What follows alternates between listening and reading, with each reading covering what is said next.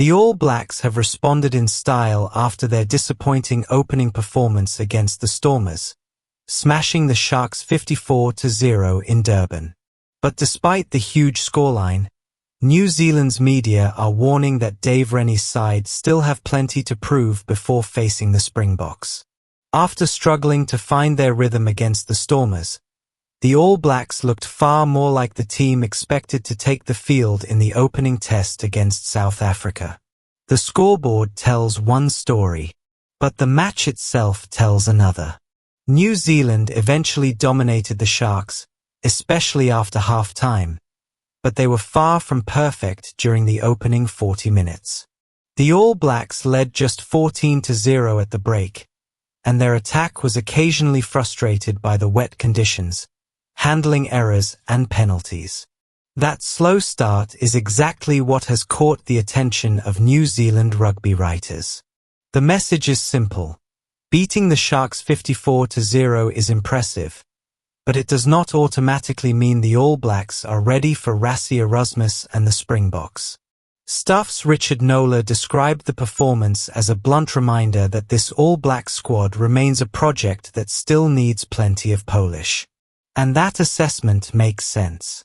The All Blacks are building towards a huge four-test battle with South Africa, and mistakes that go unpunished against the Sharks could be punished severely by the Springboks. But there were also plenty of reasons for optimism. After a frustrating first half, the All Blacks completely changed the tempo after the break. They became more accurate, more aggressive, and much more dangerous with ball in hand. Suddenly, the Sharks were struggling to keep up. New Zealand began scoring at almost a point-a-minute rate, turning a competitive opening into a complete demolition. One of the biggest attacking positives was Fehi Fineanganofo, who crossed for 2 tries and showed exactly why he can become an important attacking weapon for the All Blacks.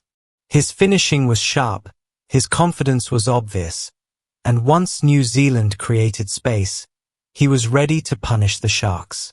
Another standout was Ruben Love, who produced an excellent kicking display, converting 7 of his 8 attempts.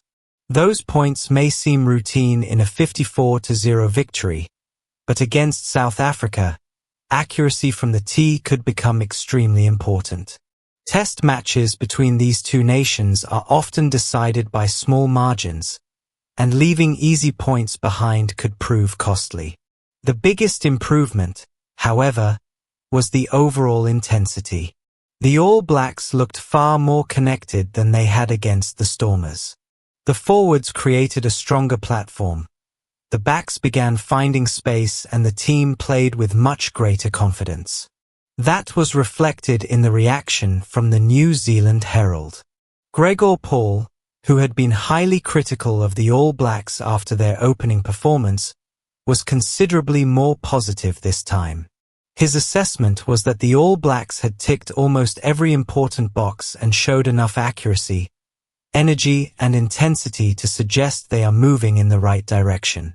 And that is probably the fairest way to judge this performance. The All Blacks are improving, but they are not finished. The danger now would be to look at the 54-0 scoreline and believe all the problems have disappeared. They haven't. The Springboks are a completely different challenge. Rassie Erasmus will not be losing sleep because the All Blacks defeated the Sharks. South Africa will know that New Zealand were facing a Sharks side without many of its leading Springboks. They will also know that the All Blacks struggled to control the opening half. And those are the areas South Africa will look to attack.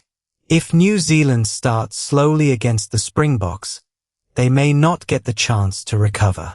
If they give away unnecessary penalties, South Africa can turn those mistakes into territory and scoreboard pressure.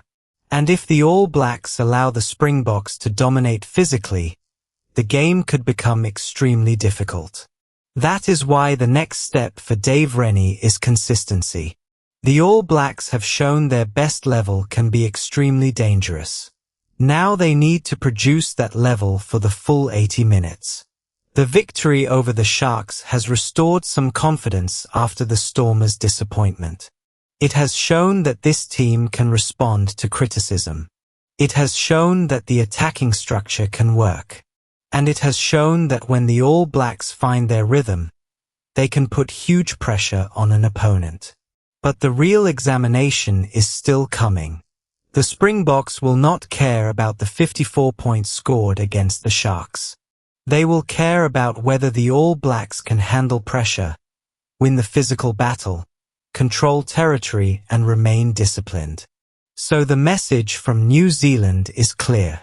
The All Blacks are better than they were against the Stormers.